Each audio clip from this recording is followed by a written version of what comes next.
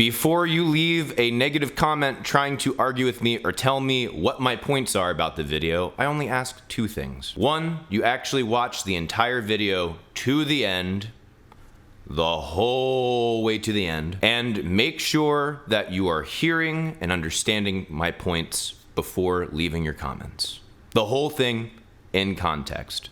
Also, all of the qualifiers to any statements that I make. Oh yeah, there was one more thing. Black metal sucks. Since this series is doing so well, I'm very happy about that, by the way. I jump into a lot more of the technicalities of some of the theory more often than I do in other videos, and people are actually responding really well to it, especially, surprisingly, people who don't know anything about music theory. And everyone was clamoring for good metal versus bad metal. I'll be honest, this is a very difficult video to make. But without further ado, today's good versus bad, we are comparing Dunkelheit by Burzum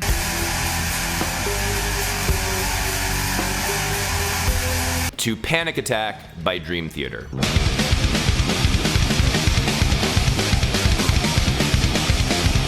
Dunkelheit, one of the most requested songs for me to listen to from any black metal band. The intro starts off with an F pedal tone, which basically acts as our bass note the entire time, holding it down to that F as he kind of moves up what would be power chords, at the same time consistently striking what would be the minor third and add 9 of that F.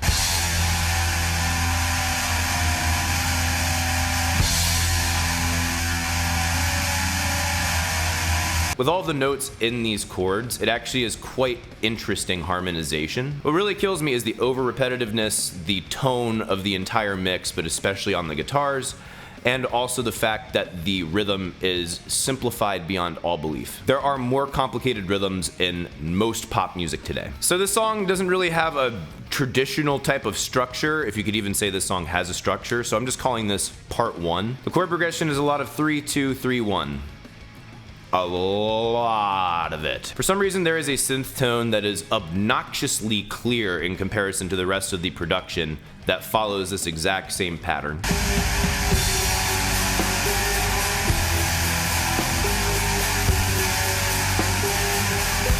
The vocals sound like if someone was strangling a screaming raccoon.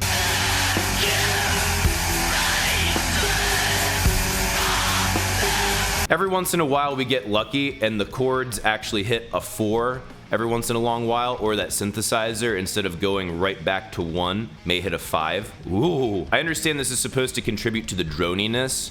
I could appreciate that more if the production value wasn't complete horseshit. Then, as their way of trying to do a dramatic change, which is also used at the ending of the song, they stop on 2 and then go to a flat 2. Gives us major 2, minor 2, back to the tonic, or 1.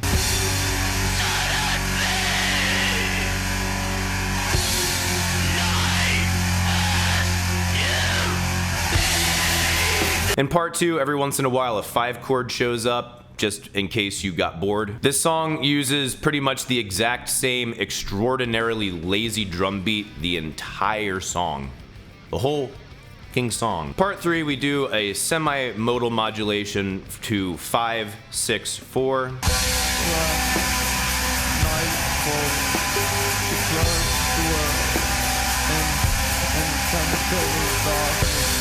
Then we drone on 1 for a while, and then we enjoy this for just far too long. Then our old friend 3-2-3-1 returns in a grand restatement of a verse, a chorus, I don't know. Just in case you forgot what it sounded like after hearing it for 5 minutes straight. As I've said before, this mix is pure garbage. The guitar tone is ridiculously thin, and they boosted the highs to an unbelievable level to the point where it feels like it's literally scraping your eardrums. The drum mix is complete crap. That is the most sizzling hi-hat. They literally boosted the highs to the point where there was artificial distortion, digital distortion, that stuff that you don't want. That again feels like someone is trying to rake leaves on the inside of your cochlea. Alright, now one of my favorite Dream Theater songs ever, Panic Attack. The intro is a bass line which gives us our core riff. The core riff is a C pedal tone with a 3-2-3-4, 3-2-3-2-3-6-5-4.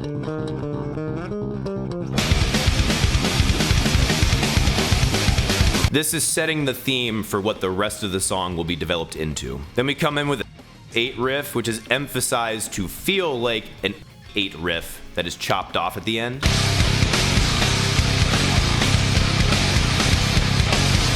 Great, simple, catchy melody, which basically is playing with 3, 2, and 1, and then doing a call and response with another riff.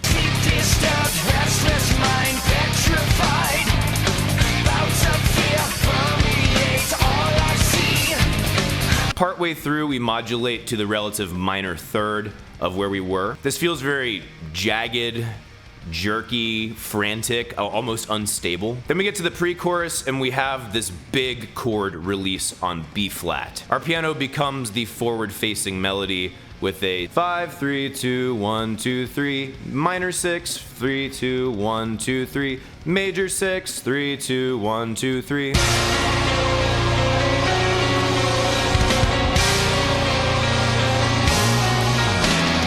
Having this big chord gives us a sense of gravity, a sense of doom. Having the peak of that melodic contour rise a half step every time gives us a little bit of a tension. We then go to F, which is not a modulation, it is actually the 4 of our original tonic, C, using the main riff again as the response to these pre-chorus vocals. Why do I feel so numb? Something to do with where I come from. This pre-chorus blends doom with a frantic, quick-paced feeling of like, holy crap, I don't know if I can handle this. But then instead of going to the chorus, we go back to the main riff and then on to verse 2. Verse 2 actually has the exact same structure as verse 1, but it's a different rhythmic and melodic interpretation of it. Go back through the pre-chorus, then finally hit the chorus in an extraordinarily satisfying manner. We have a skipping kick drum, kind of reminiscent of how your heart would skip beats, and then a tremolo on the C, and we're gonna be continuing this tremolo as we move through the notes. We have a soaring melody on the vocals with a dramatic counter melody on the piano. I don't know why I'm constantly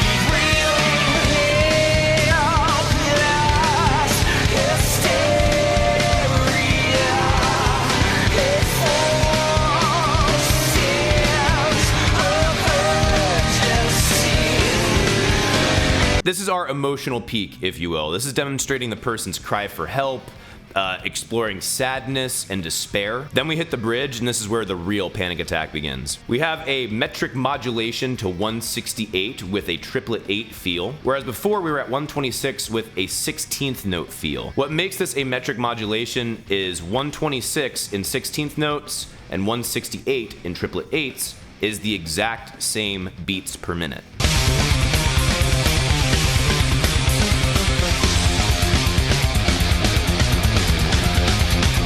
The drums in these solo parts modulate metrically, where the guitar and the bass actually stick to 168 triplet 8 feels. This gives us what we call a polyrhythm, or 2 separate rhythmic feels happening simultaneously.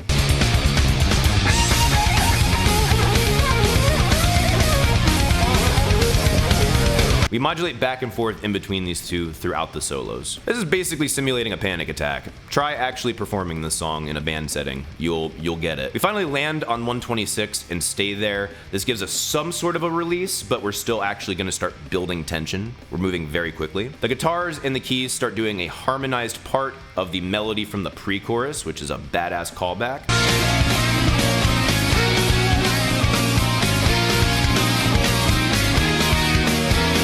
And then this escalates into arpeggiated double time harmonies between the two of them of that exact same melody, and this just brings the tension to the sharpest point in the whole song, to where we finally have the greatest release you could possibly have right back into the chorus, and it's just like, oh ho ho.